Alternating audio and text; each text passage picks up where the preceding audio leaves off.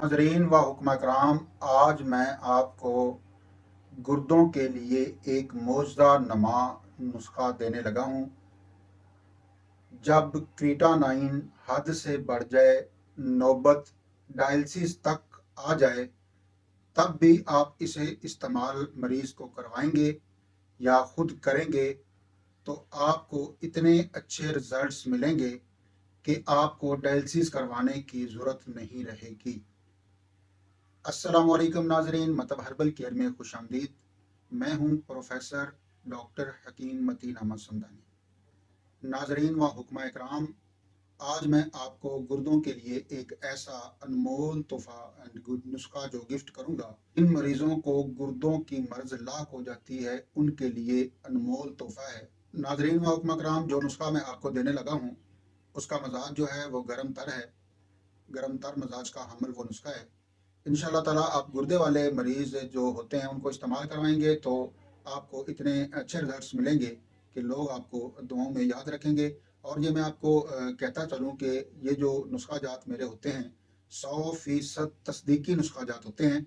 आप बिला किसी हेजिटेशन आप इसको बनाएं और अपने मतलब की शान बनाएं। इंशाल्लाह आपको इसके साथ, इन नुस्खों के साथ बहुत ज़्यादा फ़ायदा होगा।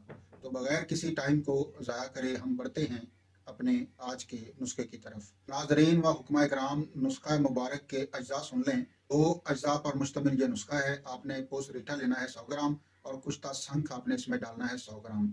कुश्ता शंख जो है वो दर बाथू के साथ जो कुश्ता किया हो वो भी तरीका मैं आपको अभी बताता हूँ।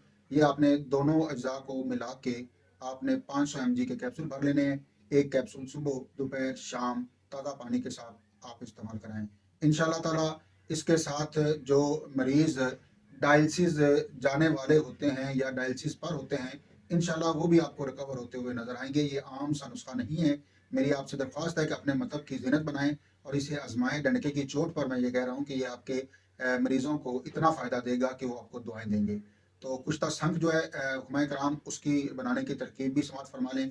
कुश्ता शंख जो है आपने शंख ले लेनी है और उसे आग पर जो है ना, गैस का सिलेंडर हो आपके पास या चूल्हों की आग हो या कोयले की आग हो, उसके ऊपर आपने रख देना है। वो देखते देखते फूल जाएगा। जब फूल जाए तो आपने बाथू का पानी, बाथू जो जड़ी बूटी होती है उसको पानी हासिल कर लेना आपने। उसमें आपने खर्ल करना उसको। तकरीबन जो, अगर 100 ग्राम आप शंख बनाएं तो 100 ग्राम पानी उसमें आपने खर्ल करना है।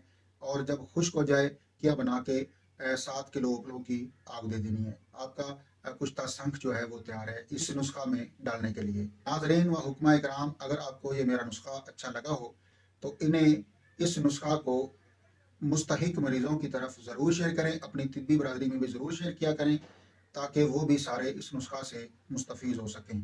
हाज़िर होते हैं एक नए और अच्छे नुस्खे के साथ, मुस्तनिद नुस्खे के साथ। तब तक मुझे ना इजाज़त दें।